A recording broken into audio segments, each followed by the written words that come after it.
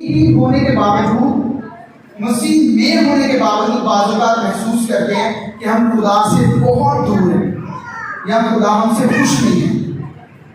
بعض اوقات ایسا فیل کرتے ہیں خدا ہم سے ناراض ہے,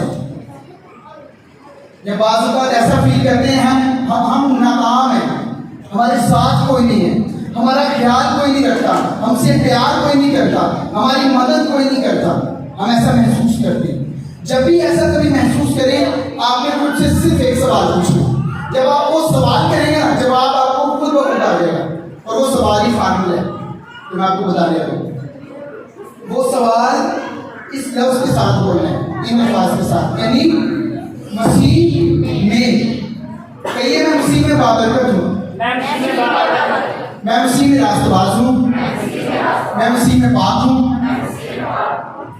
اب اگر کوئی شخص یہ کہتا ہے میں راست باز ہوں, میں پاک ہوں, تو وہ سراسر جھوٹ بول رہے ہیں, کیونکہ مسیح کے بغیر کسی پاکیزگی کا کوئی تصور نہیں ہے. کوئی شخص راست باز ہو نہیں سکتا. آمین.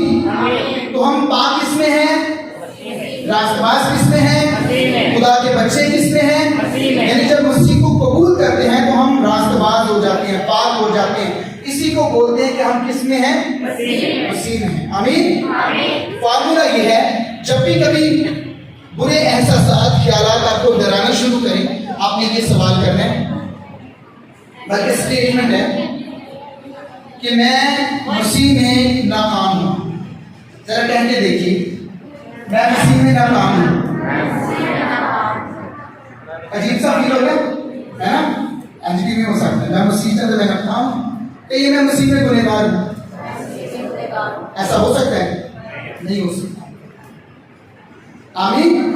یہ ایسی سچائی ہے جو بدل نہیں سکتی کہ آپ مسیح میں ہیں, آپ مسیح میں. دوسرا کرنتھیوں 5:17 پڑھ دیجیے گا پلیز. اور اگر کوئی, یہ کوئی کون ہے جو 316 خدا نے ایسی کہ اس نے اپنا, تاکہ جو ابھی آیت میں کیا ہے, اگر کوئی مسیح میں ہے, جو مسیح پر ایمان لاتا ہے وہ کس میں ہے, مسیح میں ہے. تو جو مسیح میں ہے وہ کیا ہے, ذرا بلند آواز سے کیا ہے, جو مسیح میں ہے وہ کیا ہے, نیا مخلوق. وہ اس دنیا کا ہے ہی نہیں, وہ خدا سے پیدا ہوتا ہے. یوحنا 3 کے مطابق وہ روح سے پیدا ہوتا ہے.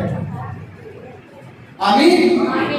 جو جسم سے پیدا ہوا وہ جسم ہے, اور جو روح سے پیدا ہوا وہ روح ہے. تو جب ہم آدم سے پیدا ہوئے, یوحنا 3 باب میں آپ کو ملے گا, جو جسم میں پیدا ہوا وہ جسم سے پیدا ہوا وہ جسم ہے, جو روح سے پیدا ہوا وہ روح ہے. یا کہ یوحنا 3 باب میں ملے گا. تو جب ہم دنیا میں کوئی بھی انسان پیدا ہوا تو وہ کس نسل سے پیدا ہوتا ہے, آدم کی نسل سے. کس نسل کا کہلاتا ہے,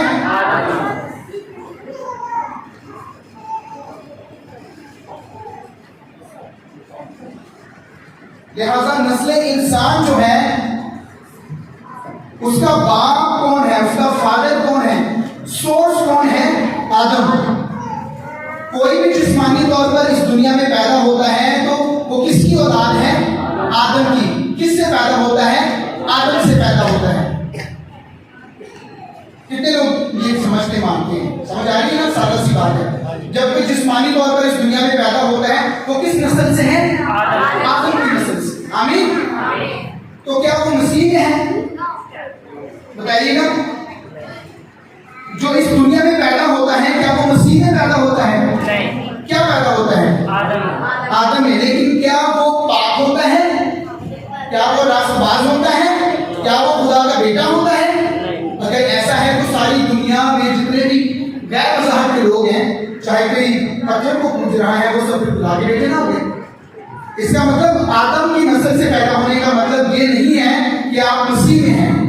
اور اگر آپ مسیح میں نہیں ہیں تو آپ خدا کے نہیں ہیں, آپ خدا کے بچے نہیں ہیں.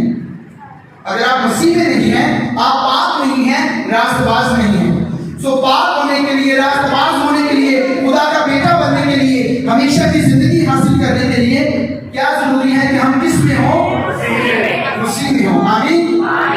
خدا نے مسیح کو آپ کے واسطے جو آپ یہاں پر بیٹھے ہوئے ہیں، جو بھی آپ کا نام ہے، چھوٹے ہیں بڑے ہیں، خدا نے مسیح کو خاص آپ کے واسطے گناہ ٹھہرایا ہے، گناہ ٹھہرایا ہے۔ کیونکہ آدم میں جب ہم پیدا ہوئے تھے، تو ہم جب پیدا ہوئے، جیسے آدم نے خدا کو رد کیا، ریجیکٹ کیا، خدا کے ہمیشہ کی زندگی کے تحفے کو مسترد کیا، ہم نے بھی مسترد کیا، جس وجہ سے آدم گنہگار، تو آدم کی وجہ سے یا آدم کی جو پہچان تھی وہ پہچان ہماری ہو گئی۔ آدم گنہگار تھا تو ہم بھی گنہگار، آدم لعنتی تھا تو ہم بھی لعنتی، کیونکہ خدا نے کہا تھا آدم تیرے سبب سے زمین کیا ہو گئی ہے، کیونکہ آدم لعنتی تھا نا، آدم کہاں سے لیا گیا تھا، مٹی سے، آدم لعنتی ہوا تو زمین کی ساری لعنتی ہو گئی، زمین کی ہر چیز۔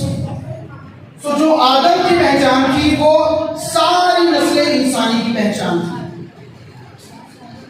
یسوع جب آیا، یسوع نے آدم یعنی ساری نسل انسان کی پہچان صلیب پر اٹھا لی، یعنی سارے کے سارے گناہ یسوع نے کہاں اٹھا لیے،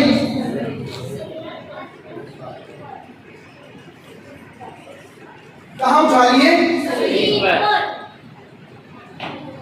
ہم سب کے گناہ کہاں گئے، صلیب پر، آمین۔ اب جو شخص اس سچائی پر ایمان لائے گا کہ ہم سب کے گناہ، آدم میں جو ہماری پہچان تھی وہ صلیب پر مسیح نے لے لی، مصلوب کیا، مر گیا، زندہ ہوا، وہ کس میں آ جاتا ہے، مسیح میں آ جاتا ہے، آمین آمین۔ تو آدم کی پہچان یسوع نے کہاں لے لی، یعنی ہم سب کی جو پرانی پہچان تھی گناہ والی، لعنت والی، وہ کہاں چلی گئی، یعنی مسیح کیا بن گیا، گناہ، کیا بن گیا، آپ کی خاطر، میری خاطر کیا بن گیا، گناہ۔ اور جب وہ گناہ بنا تو اس نے ہمارے لیے ایک نئی پہچان کی پیشکش ہمیں دی، آفر پیش کی، اور وہ پہچان کیا ہے کہ تم مجھ پر ایمان لا کر راست باز بن سکتے ہو، بابرکت ہو سکتے ہو، ہمیشہ کی زندگی حاصل کر سکتے ہو، خدا کے ساتھ ایک ہو سکتے ہو۔